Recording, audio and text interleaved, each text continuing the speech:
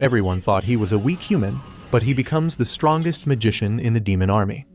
Ike was a magician in the demon army, who has shown such extreme strength and skills that he got promoted to the rank of commander, letting him lead his troops on the battlefield as he strategizes how to take down the impregnable fort of Arsenam.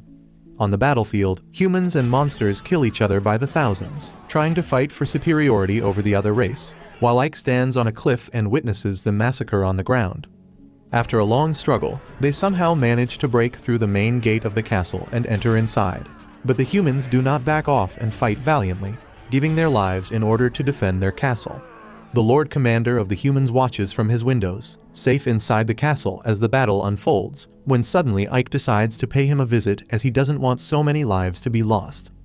The commander turns around and immediately recognizes Ike because his tales are told everywhere. Ike confirms that he is the leader of the 7th Legion of the Demon King Army known as the Immortal Brigade and gives the commander 3 future options. He can calmly surrender and become a prisoner of war. He can game end himself to save his honor. Or if he doesn't have any honor, he can simply climb up the window and run away.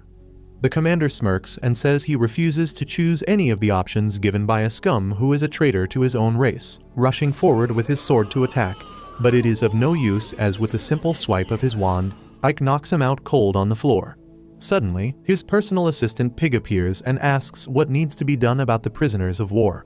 Ike turns around and tells him to heal the commander and anyone who surrenders without a fight, shocking Pig as well as a mysteriously hot woman who watches him from a crystal ball, impressed by how he captured such an important castle with a single brigade.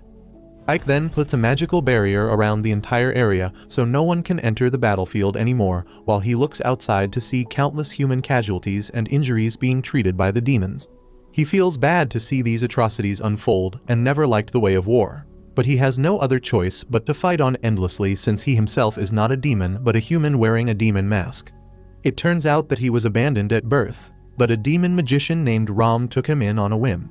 Ram was an amazing magician and an amazing teacher who always talked about a time when both humans and demons could live together.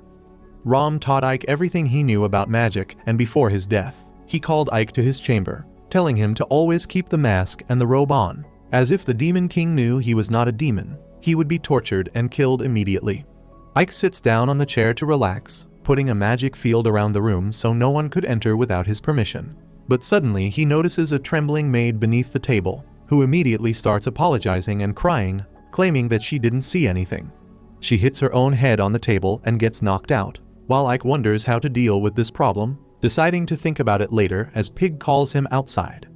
As they wander through the streets witnessing the destruction caused by the war, Pig asks Ike why they spare so many humans. Ike curtly replies that the current Demon King only cares about the results and not how they achieve them. But Pig claims that many demons think Ike is too easy on the humans and it would be better to kill all the residents and set the streets on fire. Ike refuses, explaining that they need humans to pay taxes as war is not cheap and that Arsenam is a trade city, so humans are needed to manage that. Pig struggles to understand when Ike suddenly stops as a group of humans approaches him. Pig warns them to back off, but Ike tells them to speak. One of the residents asks how much more tax they will have to pay the demon army. And to their surprise, Ike says the taxes will remain the same, which makes them happy. But he warns them that if they try to oppose the army, they will be punished. While speaking, Ike suddenly disappears in a bright light, surprising Pig. Ike finds himself in a dark dungeon and is immediately attacked by a giant monster. He dodges the blow and runs, shouting at the mysterious woman not to call him like this. The demon keeps attacking, so he pulls a wand and uses a special magic attack to kill the demon, which we can't see because the editors forgot to increase the brightness. The woman appears beside him, claiming he was just a kid who used to hide behind Ram the last time she saw him. She notes the golem was strong, indicating Ike's growth in power. The woman, Saphiro, is Ike's superior and the only demon who knows his secret. She tells him not to worry about being summoned abruptly, saying it's more fun that way. Ike asks if he is here to report on the war efforts, but Saphiro says she saw everything and his execution was flawless. She reveals that the Demon King wants to meet him, which surprises Ike, as a Demon King wouldn't typically need to meet a mere brigade leader. He asks what the catch is, but Saphiro says the king is interested in how he managed to take Arsenam in a week. She teleports them to the Demon King's castle, which impresses Ike with its size. They approach the main gate guarded by demons, and Ike asks Seth if he will be checked before entering. Seth replies that the Demon King is the most important person in their world, so everyone is checked. Ike is nervous about revealing his identity, but the guards are overwhelmed by his magic aura and let them through, acknowledging him as Rom's grandson. They walk through the hallway, with Seth flying beside him, and Ike thinks about how he is not as good at flying as she is. They reach the courtroom entrance, where Seth tells him to wait. While waiting, Ike thinks about the Demon King, Darrow, known for competence and ruthlessness. The humans were winning the war until Darrow changed everything in a single battle. Darrow is ruthless to incompetence, but rewards talent and competence, regardless of nobility. Seth returns and calls Ike inside. He enters with his head bowed, but is shocked to see a girl on the throne. Initially thinking she is the Demon King's daughter, he quickly realizes she is Darrow and bows down. Darrow is impressed by his quick capture of Arsenam and questions his reluctance to kill humans unnecessarily. Ike argues that fear doesn't breed loyalty and competent leadership will earn human support.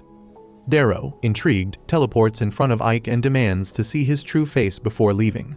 Terrified, Ike sighs in relief and learns he will rule over Arsenam as a reward.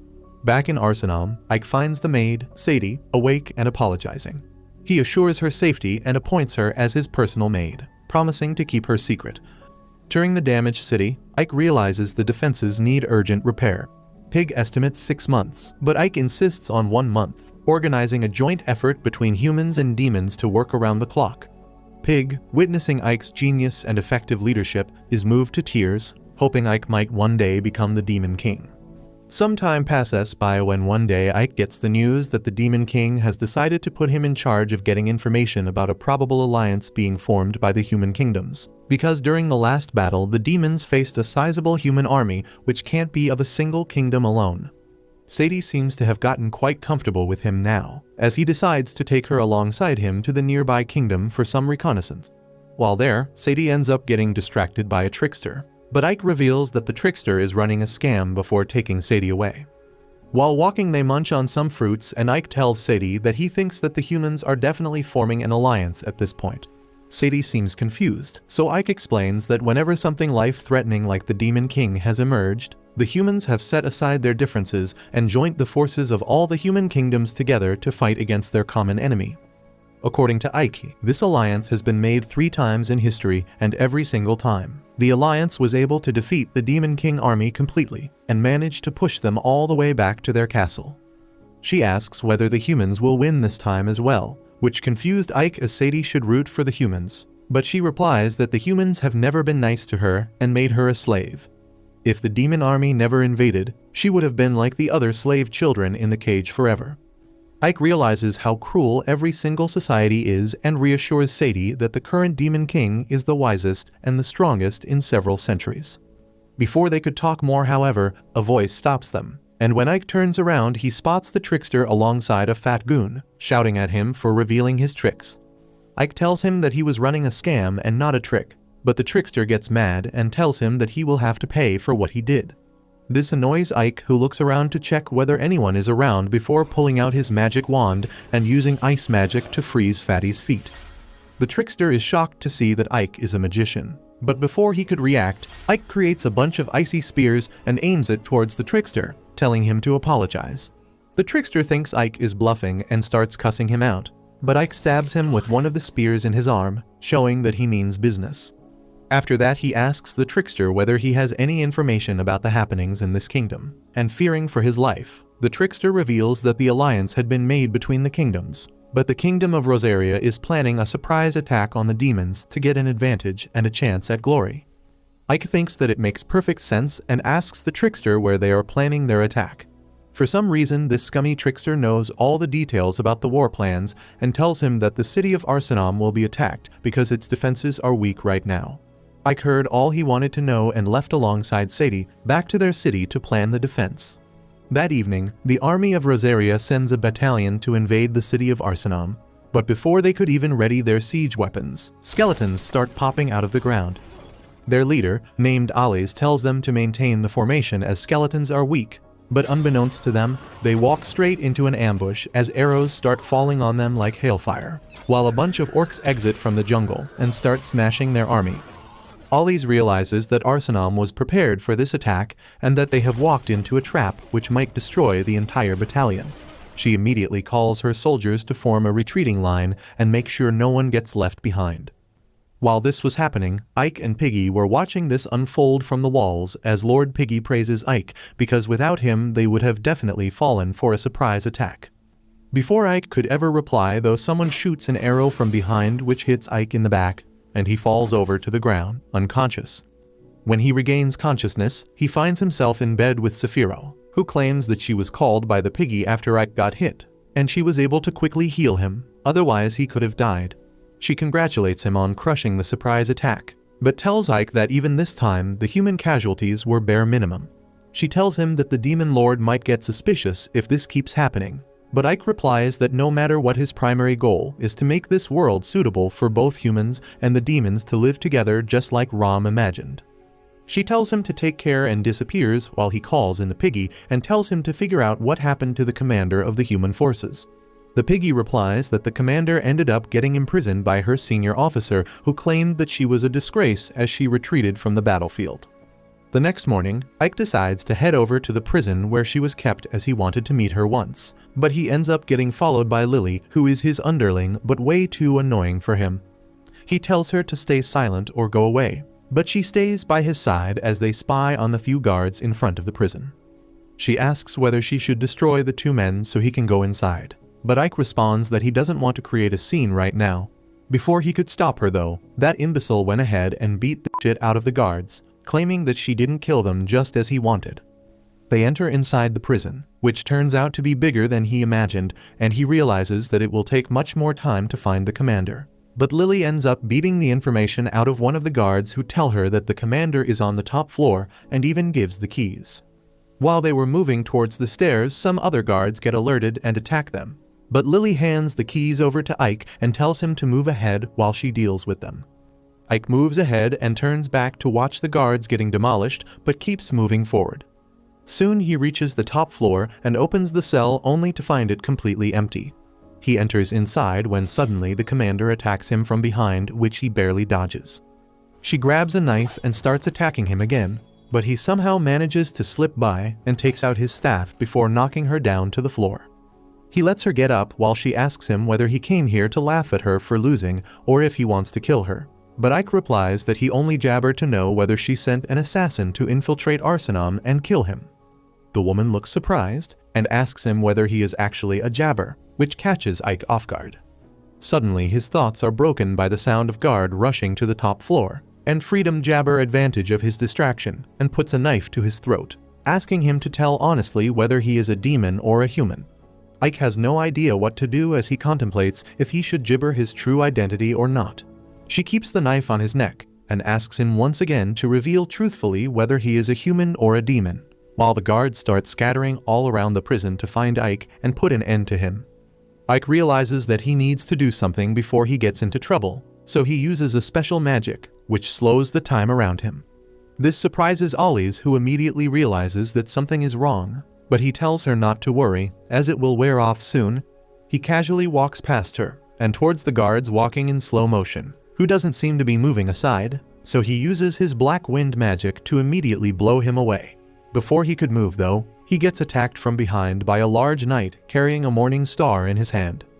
The fat knight misses the swing as Ike masterfully sidesteps him, and before the knight could regain his balance, Ike uses a gravity spell from his arsenal, which forces him down to the ground before the ramp breaks under the weight and falls down to the ground.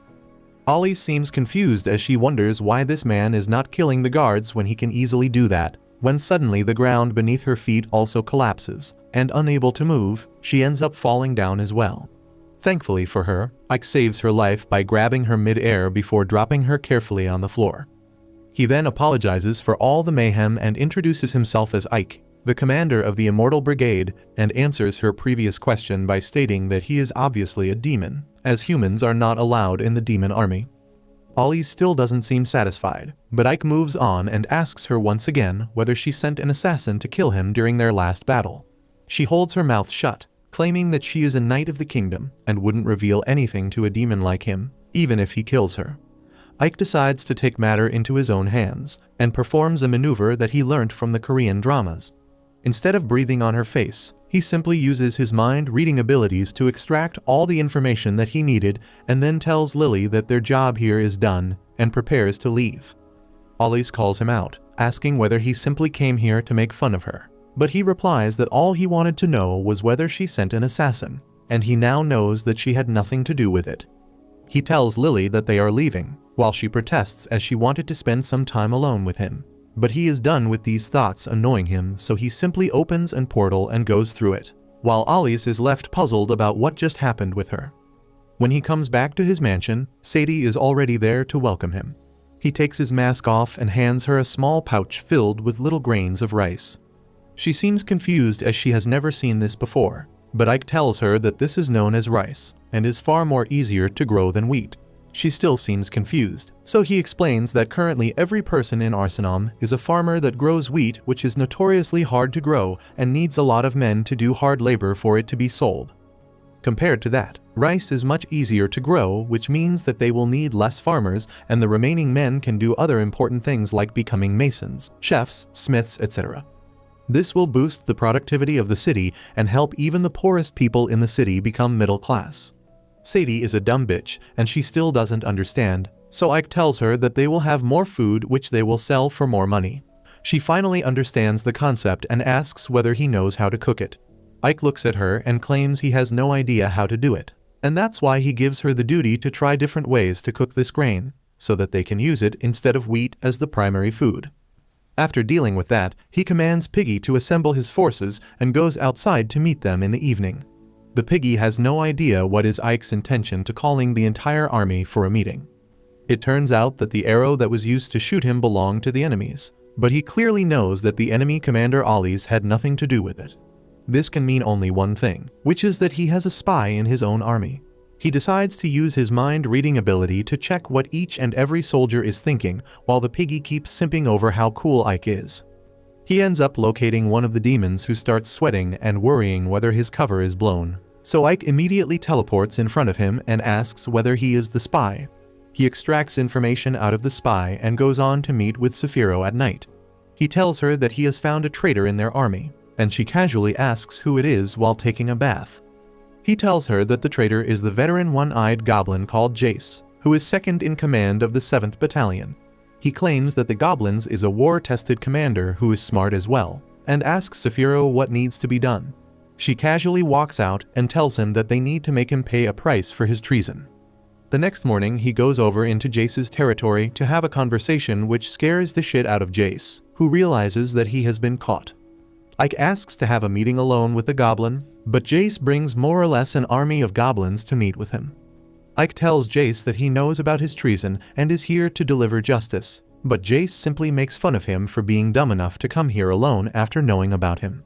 He tells Ike that his army is twice the size of Ike's army and tells him that all his soldiers will pounce at him immediately if he gives the order. Ike laughs and asks that he was anticipating something like this, which confuses the goblin commander when suddenly they hear an explosion.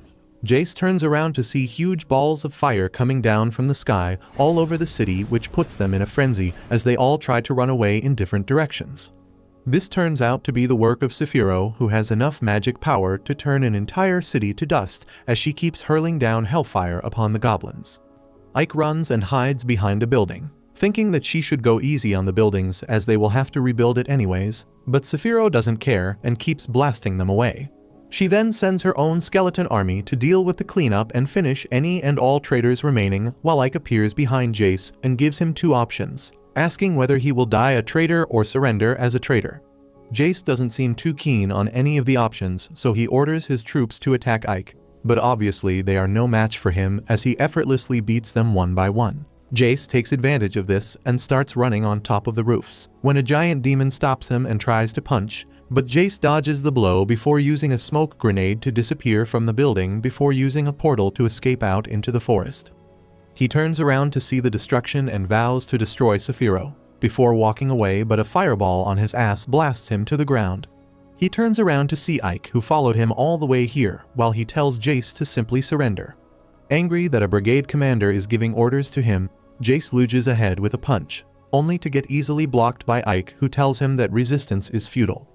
Ike then uses his wind magic to blast him into a tree. before using binding magic to completely trap him. Jace finally realizes that there is no way he could win against this guy, so instead he employs a different strategy and accepts that Ike is stronger than him, before putting a proposal in front of him. He claims that all this while the demons have been fighting against the humans, while the Demon Queen is simply chilling in her castle doing nothing. He tells him that both of them together should overthrow the queen and take control of all the forces.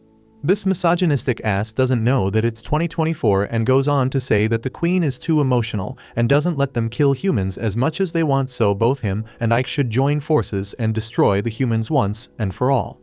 Ike obviously refuses, after which Jace tries a last-ditch effort to throw a knife at him, which Ike dodges lazily.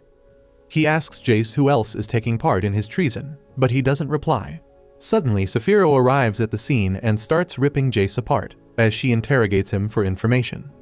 Ike tries to use a healing spell, but it fails as Saphiro tells him that the poison seems to be very strong.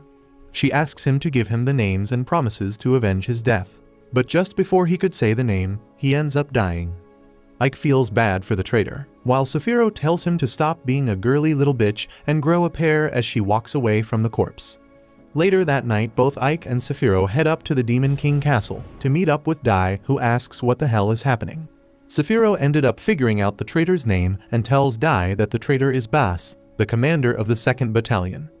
Dai asks whether she has any proof, and Saphiro claims that her vice commander ended up defaulting and tried killing Ike so he can slowly gain control over the 7th Battalion and dethrone the Demon Queen. Dai slowly raises her eyes up and looks behind them, asking what Bas has to say about himself. Suddenly Ike turns around, only to realize that the huge knight without a head standing behind them is none other than the 2nd Battalion commander named Bas. The headless knight walks towards Dai, who asks him to repeat what he just told her. In a low growling voice, Bas says that Saphiro and Ike killed the vice commander of their battalion in order to frame him. He accuses them of conspiring against him and says that Saphiro probably wants to seize the command of his battalion. Seph is furious on hearing this, and she unleashes her magic power, but Dai tells her to calm down.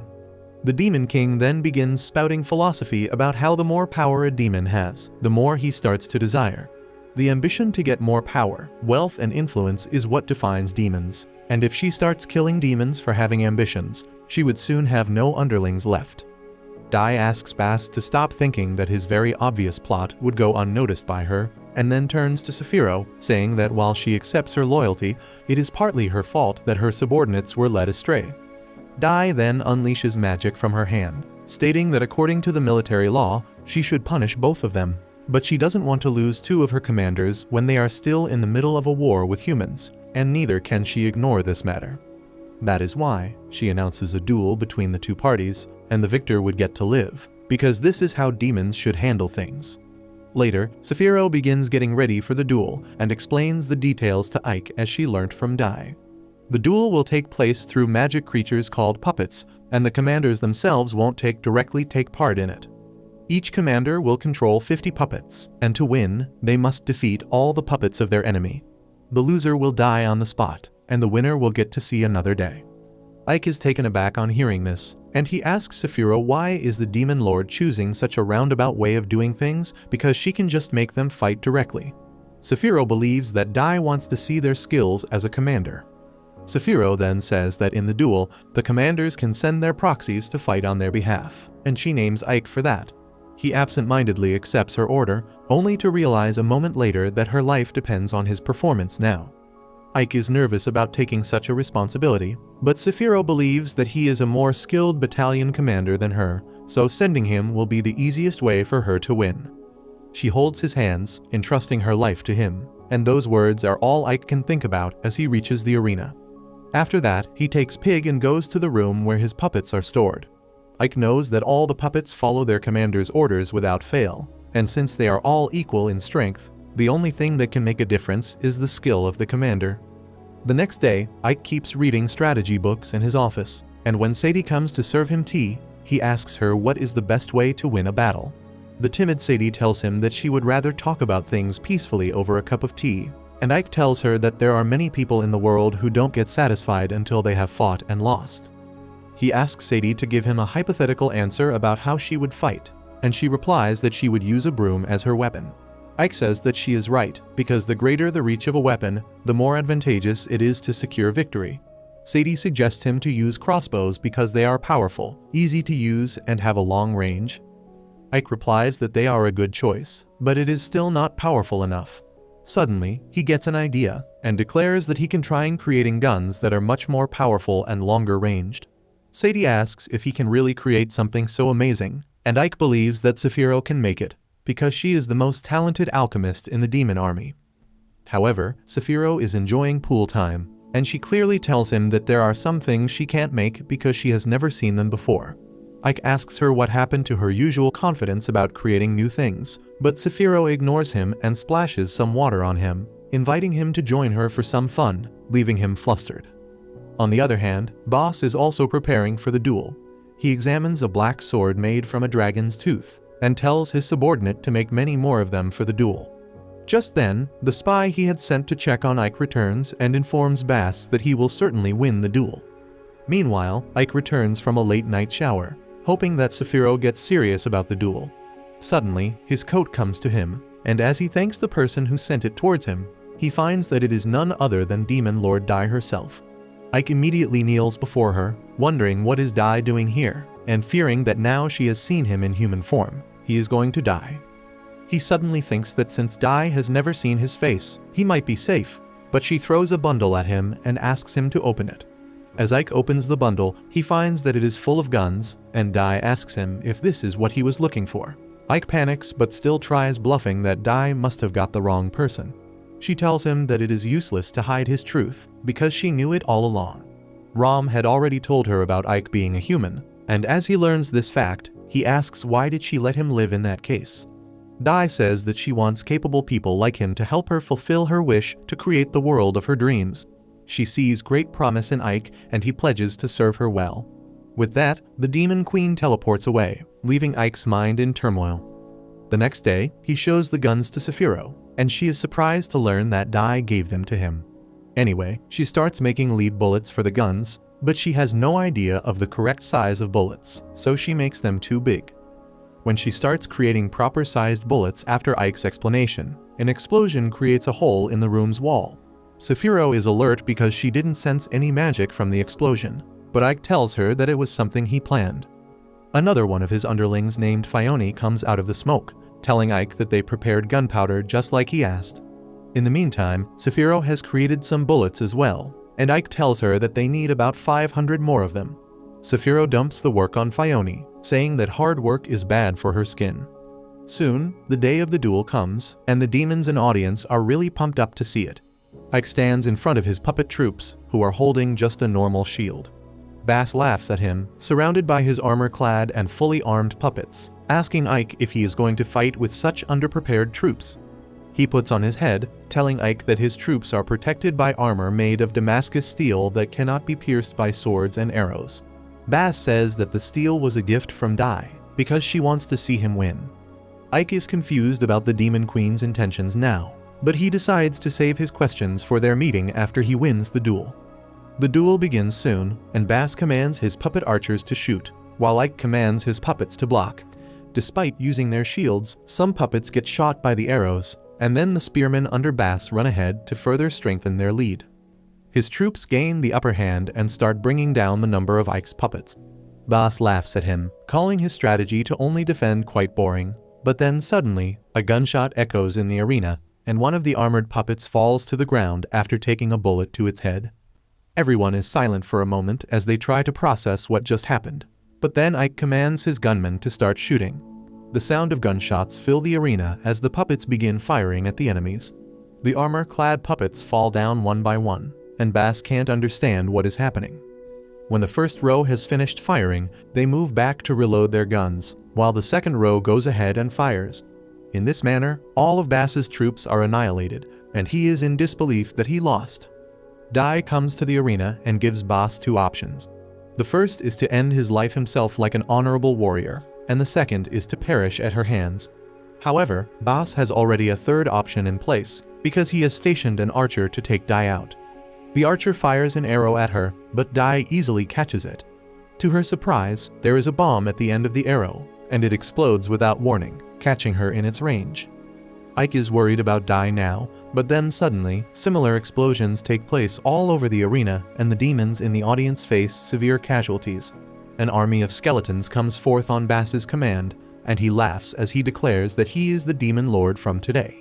If you liked this video, make sure to subscribe and check out this brand new anime about magicless loser who decides to use his sword to become the most powerful hero in a world of magic.